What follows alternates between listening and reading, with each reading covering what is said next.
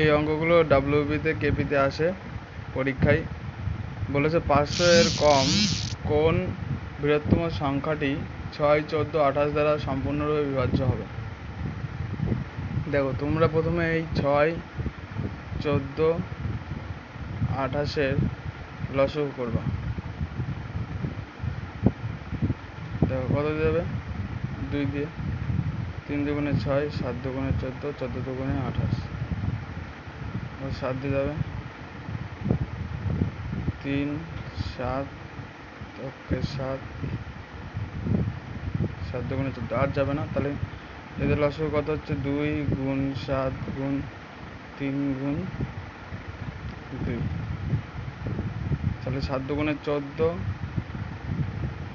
14, 3, 14, 42, কত হচ্ছে, 3 দুগুণে 6, 6, 7, 42, 42 গুণ 2, 2 দুগুণে 4, 4 দুগুণে 84। এর সাথে তুমি যদি 84 সাথে যদি 5 গুণ করে দাও,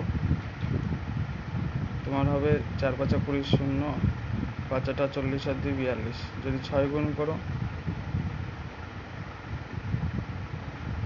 4 6 24, 4 হাতে আমার 2, 6 48, আর 2 50, 500। তাহলে 500-র কাছাকাছি কোনটা হচ্ছে, 420। অপশানে আছে আমার 420, এটাই অ্যান্সার। বুঝলে? প্রথমে লসগু করবা, তারপর লসগু যা বেরোবে তার সাথে 5 গুণ করবা, গুণ করে দেখবো 420। 6 গুণ করলে হচ্ছে 504 বেশি যাচ্ছে, তাহলে আমার অপশানে যেটা আছে 420, 500-র কাছাকাছি, তাহলে এইটাই অ্যান্সার।